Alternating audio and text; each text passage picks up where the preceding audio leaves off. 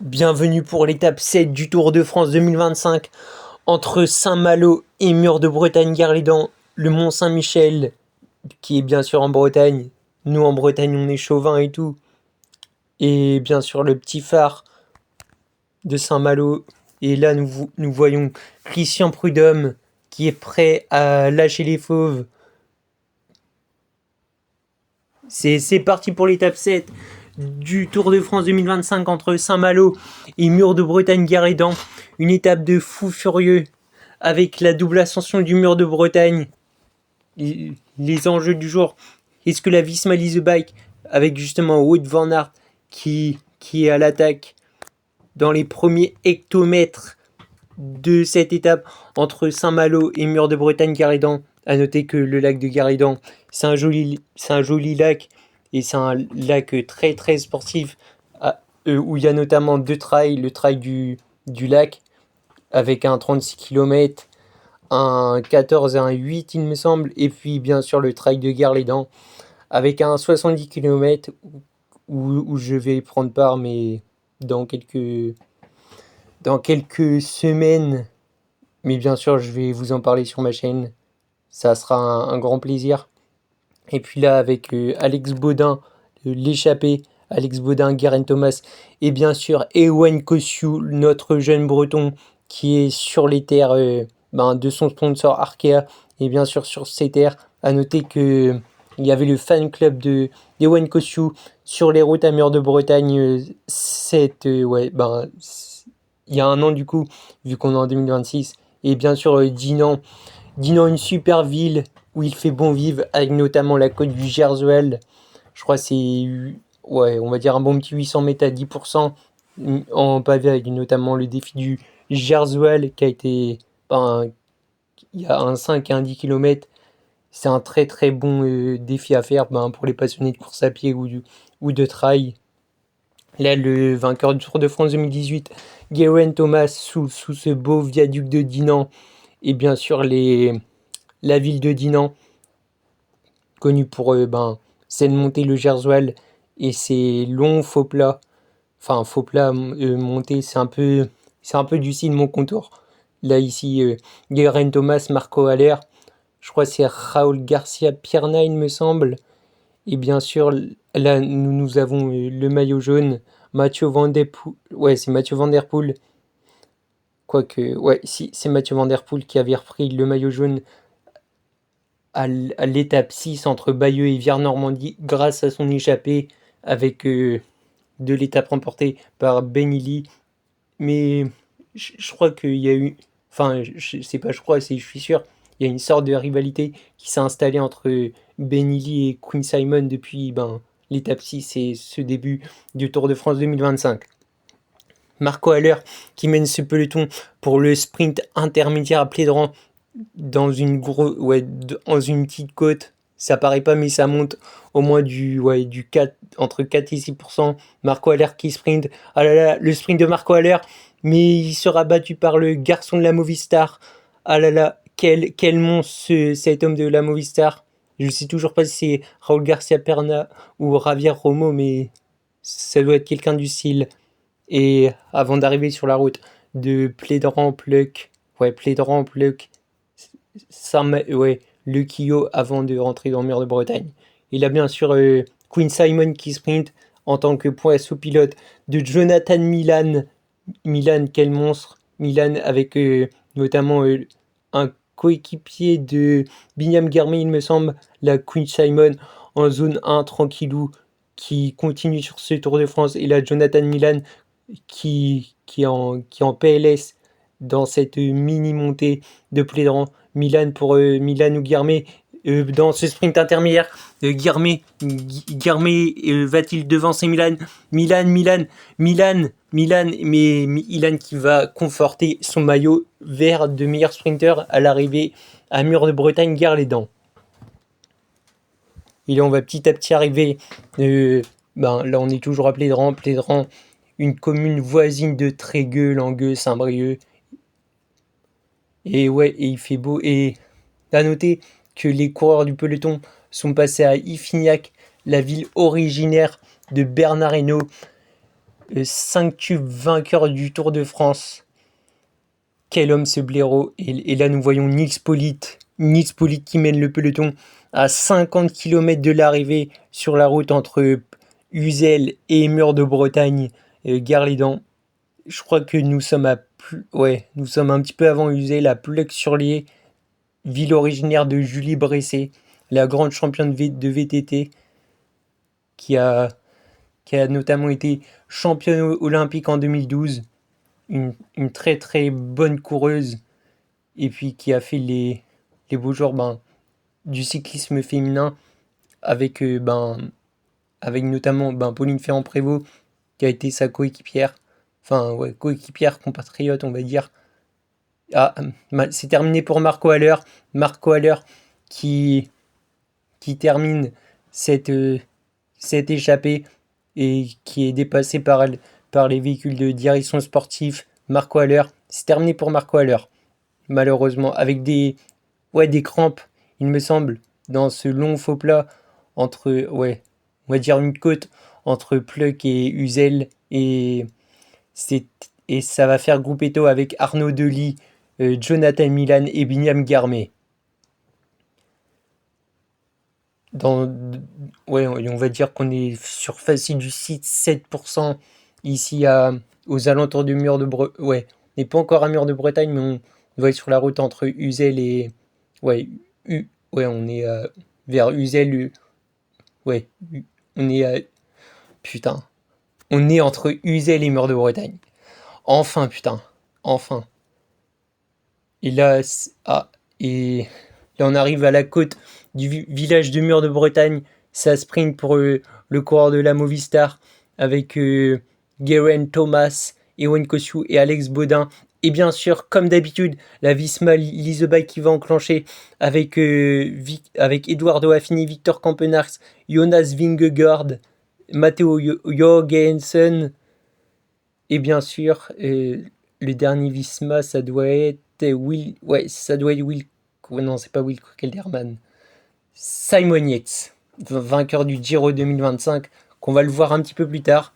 Ah oui, bien sûr, c'est Ivan Garcia Cortina, le coureur de la Movistar, le coureur flandrien et spécialiste des classiques. Et Ewan Kosciu qui remporte le Grand Prix de GP, le Grand Prix de la montagne de la côte du village de Mur de Bretagne. Et là, on voit une nette accélération de Victor Campenaerts s'éterner pour Nils Politt. Nils Politt qui va terminer en roue libre avec Jassa Sunderlind, le coureur de la Bahrain Victorious.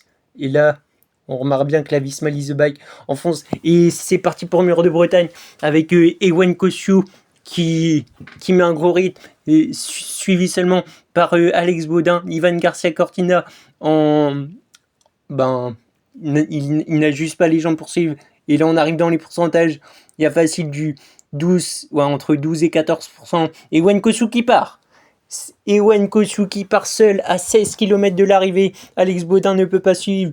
Et là, le peloton qui arrive avec Victor Campenaerts. Campenaerts qui est à l'avant, qui met un gros hit. Et là, le GOAT, le vainqueur du Giro 2025, Simon Yates en action. Simon Yates qui met un gros relais avec Jonas Vingegaard, seulement suivi par Florian Lipowitz, Primoz Roglic, et là on voit Joao Almeida qui remonte et une chute pour un coureur d'Astana, le dossard 174, c'est probablement Nicolas Vinokourov, sinon on s'est trompé d'époque.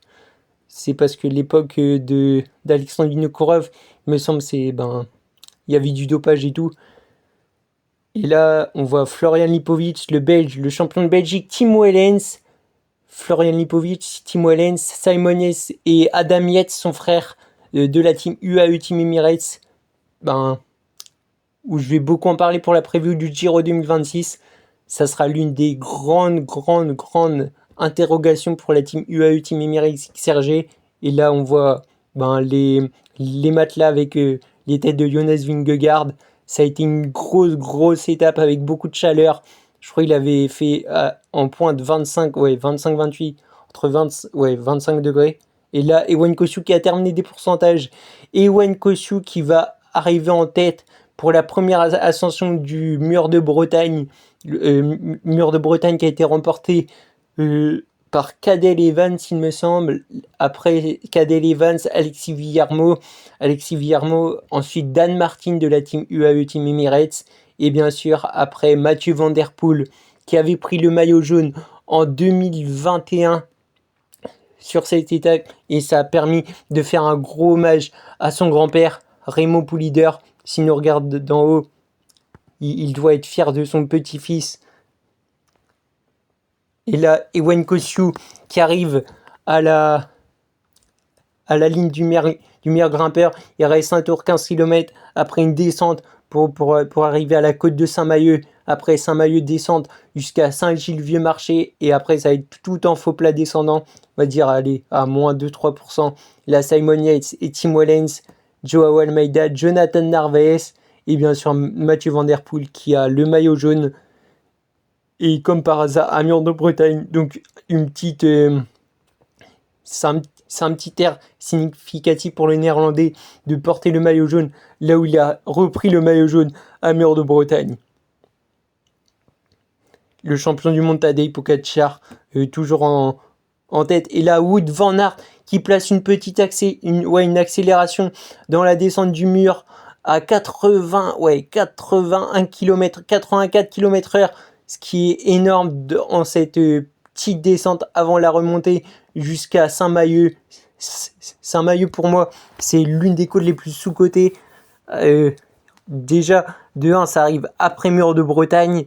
Et de 2, c'est que la première partie, elle est tout en faux plat montant, 2-3%. Et après, ça arrive avec les pourcentages jusqu'au virage facile 8-10%. Et après le Mur de Bretagne, ça pique. Enfin, ça pique. C'est normal, surtout. Et là, avec les drapeaux bretons, et est-ce qu'on va voir les antennes du mur, et Mathieu Van Der Poel, accompagné par le laiton Tom Skrein de la team Lidl Trek, Benny Lee. Là, on voit Tish Benoît, Remco Evenepoel, Joao Almeida qui traîne en queue de peloton. Et Ewan Kosciu qui se fait reprendre par le groupe maillot jaune. À noter que le groupe maillot vert est pointé à 7 minutes 8. Comme vous pouvez le voir à l'écran, Joao Almeida, c'est Marc Soler.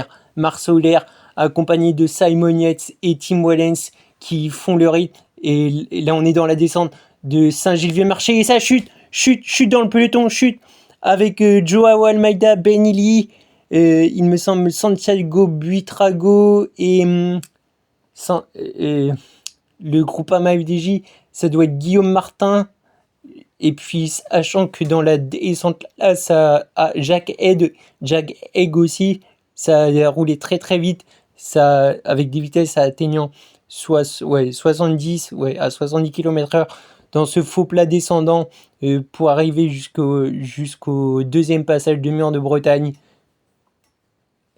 Et en bas, ils prennent à droite et après, ils vont retourner vers le paradis de souffrance breton, vers le Mur de Bretagne. Là, hop. Là, je crois que c'est un groupe...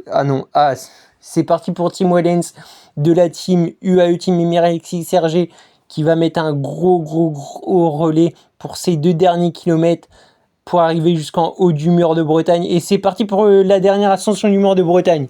C'est parti pour la seconde ascension du Mur de Bretagne avec les drapeaux norvégiens, bretons. Toutes les nationalités étaient présentes à Mur de Bretagne avec un passage fort à 15% dans cette côte qui est maintenant de renom comparé au Mur de au Mur de Gramont. Et c'est terminé malheureusement pour Mathieu Van Der Poel qui va sans doute perdre le maillot jaune. Et c'est parti pour Tadej Pogačar. Tadej Pogačar qui accélère, suivi par Remco Evenepoel et Jonas Vingegaard. Et est-ce que Tadej Pogačar a tout mis? Vous pensez? Moi je pense pas. Et Remco Evenepoel qui va prendre un relais pour enfoncer Kevin Vauquelin, ou plutôt pour empêcher aux jeunes Normands de rentrer. Remco Evenepoel qui prend un énorme relais avec Jonas Vingegaard qui a l'air facile, comme dirait Laurent Jalabert. Et là, Kevin Vauquelin qui mène le second groupe avec Matteo Jorgensen et le duo Primoz Roglic et Florian Lipovic qui sont distancés du peloton. Et là, on arrive vraiment dans les forts pourcentages de murs de Bretagne avec Tadej Pogacar, Jonas Vingegaard et Remco Evenepoel. Alors, Remco Evenepoel qui mène toujours la danse. Va-t-il s'imposer en haut du mur de Bretagne ou est-ce que ça sera la 101e victoire slovène ou à nouveau une victoire danoise, la première sur ce Tour de France? La réponse dans quelques minutes au sommet du mur de Bretagne. Remco Evenepoel qui est toujours en tête. Remco, le Belge de la Soudal Quick Step. Là, on repasse devant les matelas, les fameux matelas avec le portrait de Jonas Vingegaard. Est-ce que les matelas vont porter chance au sommet du mur? Et là, Axel Laurence, qui connaît le mur de Bretagne par cœur, qui vient s'entraîner quelques fois ici. Axel Laurence, là on voit Félix Gall, Oscar Onley dans la souffrance, avec Matteo Jorgensen le coéquipier. Et là, Tadej Pogacar qui attend, je crois, Jonathan Narvaez, qui va faire un bon travail, un petit peu comme à l'instar de Milano-San Remo ou de l'étape de 12 du Tour de France, c'était plus tard, donc ça compte pas. Et là, on voit Remco Evenepoel qui attaque. Et là, Jonathan Narvaez qui va remonter et qui va mettre un très gros ring pour préparer le sprint pour l'ogre slovène, l'ogre de Slovénie, l'ogre de Komenda en Slovénie. Je me répète, mais c'est ça. Là, finalement, récapitulons 2 UAE, 2 Visma, un Picnic, Oscar Only et un Ineos, à l'instar de Axel Laurence. Et là, Jonathan Narvaez qui prépare le sprint. Jonathan Narvaez en effort curseur 90. Jonathan Narvaez qui va se mettre en danseuse. Jonathan Narvaez qui est sur du 5%, qui est dans une partie qui l'avantage à 400 mètres. 400 mètres, c'est quoi dans une vie? 400 mètres, c'est qu'une piste d'athlétisme avec Remco Evenepoel accompagné de Tadej Pogacar. Tadej Pogacar et Jonas Vingegaard qui s'observent. Jonas Vingegaard qui observe son coéquipier. Est-ce que c'est vraiment Jonas Vingegaard le leader? Et là, ça va partir en sprint. Et c'est parti pour Tadej Pogacar. Tadej Pogacar qui commence le sprint. Tadej Pogacar qui va aller remporter sa 101e victoire au sommet du mur de Bretagne et succédant ainsi à Mathieu Van Der Poel au sommet du mur de Bretagne, ainsi qu'à la prise de pouvoir du maillot jaune. Bravo Tadej, bravo UAE. Et Axel Laurence qui termine à 14 secondes. Et la seconde partie qui a été chère, qui a pris cher pour le jeune Morbihanais. Et là, Mathieu Van Der Poel, le roi du cyclocross, qui est respecté par tout le peloton, qui est respecté par de nombreux fans. Mathieu Van Der Poel qui perd le maillot jaune au mur de Bretagne. Et là, on voit le lac de Guerre-les-Dents, un lac qui est incroyable. Et bien sûr, la prise de pouvoir de Tadej Pogacar qui remporte l'étape et qui fait ainsi coup double et qui prend aussi le maillot jaune. Ah, là, les paysages sont magnifiques avec le lac et bien sûr le maillot jaune. Tadej Pogacar, nouvel empereur du Tour de France, qui mène 54 secondes sur Remco Evenepoel et 1 minute 11 sur Kevin Vauquelin, ainsi que 1:17 sur Jonas Vingegaard. J'espère que cette étape vous aura plu. Passez une bonne soirée et rendez-vous demain pour la prochaine preview résumé, ça dépend. C'était Brieux, allez ciao.